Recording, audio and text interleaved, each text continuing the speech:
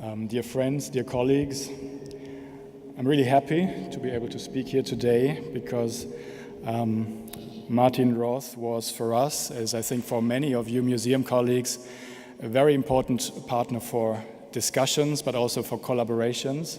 And even though our museum that you see here is quite a small institution, and in that sense it's a kind of counter model to the huge Victoria and Albert Museum, but despite that, we had a lot of exchange with Martin, and I remember more or less 2 years ago, we had dinner in Basel in a nice restaurant. We spoke about a beautiful pavilion that Martin had erected in the courtyard of the Victoria and Albert Museum, designed by a German architect, Achim Menges, which had been erected with robotic technologies. We discussed about robotics the whole evening, and 9 months later, this pavilion had traveled from the Victoria and Albert Museum to our museum's campus. So I think that was a typical example of how Martin Roth addressed cultural project. He was fast, he was direct, he was spontaneous. And I think this is one of the many contributions that he made to the museum world, to speed up certain processes, not only of logistics, but also of thinking, of projects, of collaborating. And for me, this has always been a very liberating thought, that things can also be fast in a museum. And even though museums also deal with very long time spans, and it's important that we have this very long historical perspective, we also have to be flexible and fast, and that's why I liked very much the ideas that you mentioned of trembling thoughts and weak thoughts, because I think this also allows flexibility and speed, instead of believing that we own the truth and this truth will never change and we will always do it like we've done in the past.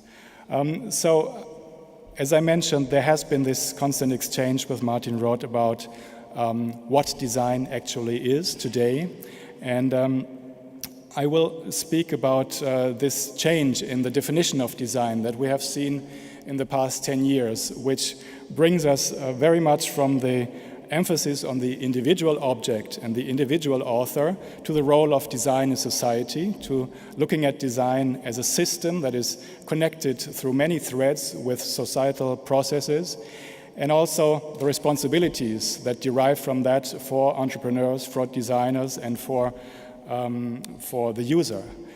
And of course, this also affects the way how we collect. And we have heard very interesting contributions today about what collections can change in their accessibility, or how collections can change in how they are structured, how they are kept. This is a space that we have opened 2 years ago with the architects Herzog and de Meuron, where we exactly try to make a collection more openly accessible with new shelves, new digital catalogs that are accessible to every visitor in the space. And of course, this is also visible in the way what we collect. I think you, Nico, mentioned that in many collections, there is a complete dominance of not only male artists and designers, but also Western artists and designers. And this is something that we have become very aware of in the last 10 years, that we have to rebalance the things that we have in our collection and give more importance to countries that are underrepresented in the whole history of design, and also to women. So these are two examples of objects that we collected recently. One is a chair by Gonzalo Mabunda, fabricated out of weapons that had been collected at the end of the Mozambican civil war and were given to an artist collective that Gonzalo Mabunda worked with, and he created these very powerful throne-like structures. The other one, you all know probably, it's based on a do-it-yourself piece of furniture by Enzo Mari. It's called Sedia Uno. But this special piece that we recently acquired has been produced by a Berlin collective called Cucula. They adopted Enzo Mari's idea of giving the design files to society not owning it as an author, but publishing them and encouraging people to produce this piece of furniture. And Kukula, the collective, is today producing this piece with the help of refugees that are in Berlin, encouraging them to learn crafts, to build up a professional future in the field of crafts. And I think these two pieces say a lot about the potential of design as a tool for empowerment and for making an impact in society, not only through a new form and through an aesthetic, but through an approach and a different thinking of design. But I want to focus in my few thoughts about exhibition projects that we have been doing in the past years and that also reflect this new understanding of design that Martin Roth also brought to the museum world with projects like the one that Mohsin Mostafavi mentioned. You say you want a revolution, but also the one about disobedient objects. And I think he was extremely good in spreading this new definition of design in the museum world to encourage other museum colleagues to think about similar projects about design and also somehow turn away from these established formats of the monographic exhibition or the thematic exhibition that looks at the past, but rather make projects that are interacting with our present society.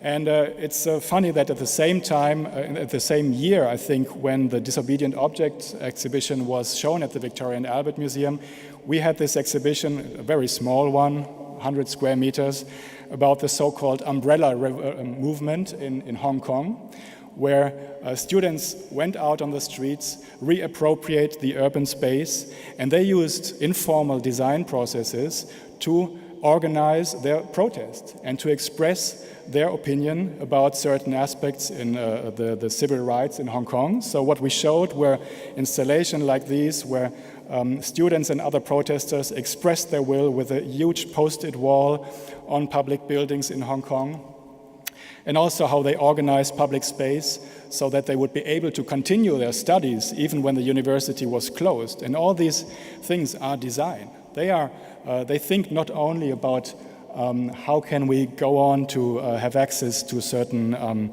faculty programs, but look at how it's organized visually, look at how structured it is, look at how it also becomes a visual symbol that goes around the world as a visual expression of what happens on a political and societal level. So this is what we showed in this very tiny exhibition. And then 1 year later, we made an exhibition about a new generation of designers from the African continent, where we wanted to show that design coming from Africa is very different than what some people might think about. Normally, design in Africa is always associated with recycling, with a certain kind of folklore, and with a continent in need, where people from outside have to bring something, they have to bring solutions to Africa. And we wanted to turn this around and say, Africa is not a continent in need, it's a continent that has something to give.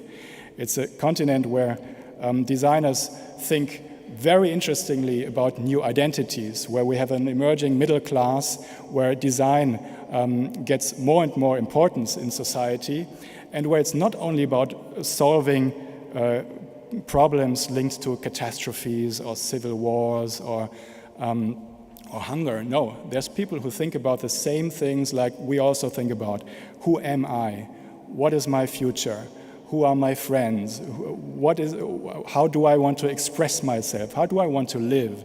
So this is all there in African design. We try to show this in the exhibition. We try to show that there's a very interesting digital design scene on the African continent, sometimes even more interesting than in some, let's say, old Western countries. So we showed this with a lot of examples of apps, of emojis, of websites, in order to show that also in this field, Africa sometimes is even ahead of our time, ahead of certain other design countries who think they are still capitals of design in the world.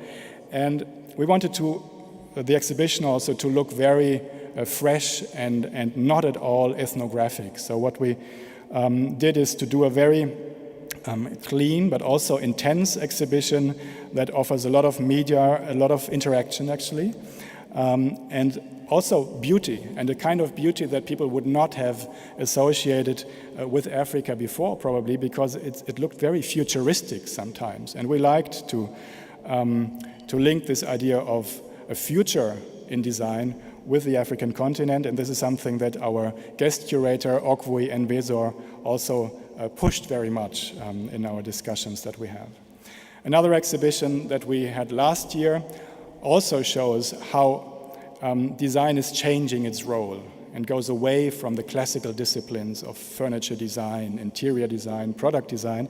We looked at the theme of robotics, and we wanted to show that we cannot leave the theme of robotics only to engineers or IT engineers, because it is the designers who design the interfaces between new technologies and the user. So if we want to see or design robotic or artificial intelligence technologies in a way that they benefit us all, then we need designers to think about these interfaces and make them in a way that they make a contribution to what our real needs are. So what we showed were projects that were sometimes critical, like the one that you see here on the top left, an installation by a group of artists that raises the questions, what kind of work do we actually want to outsource to artificial intelligence? It's a discussion that is linked a lot to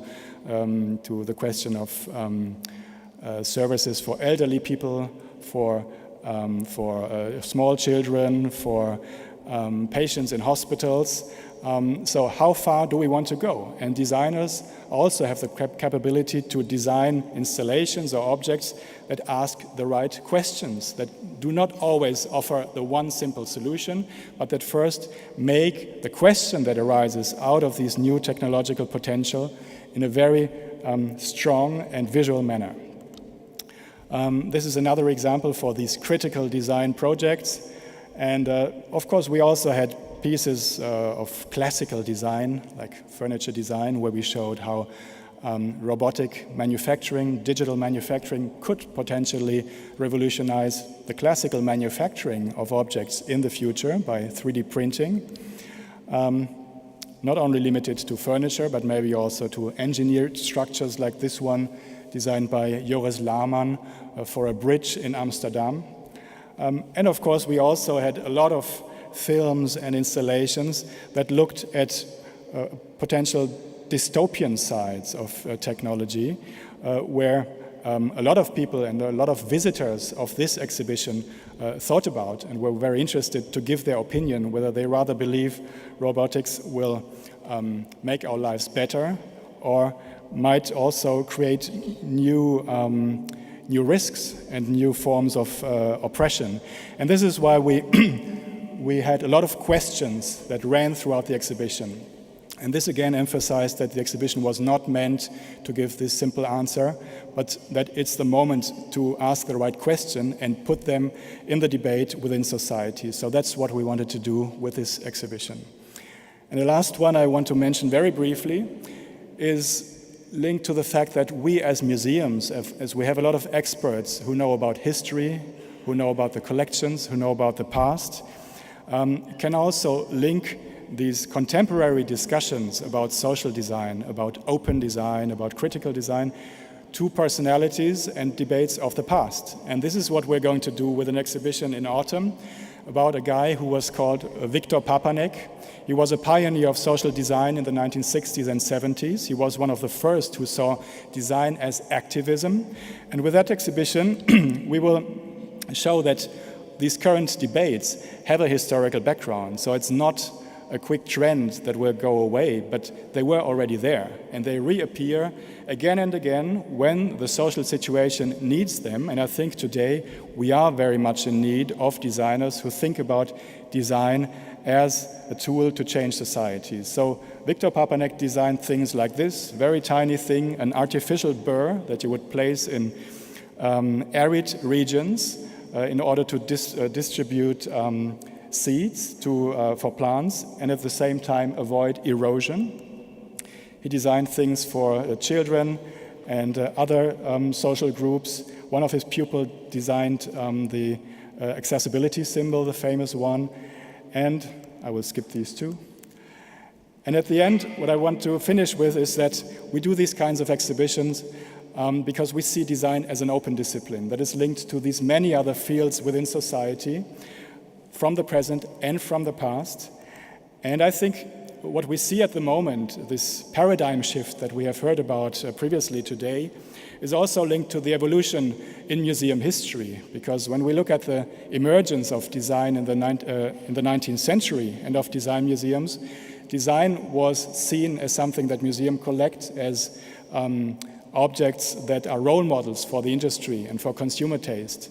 Then there was a shift towards the individual author and the object in the 20th century. And I think today we see another major shift that goes towards the societal role of design and the action of design within society.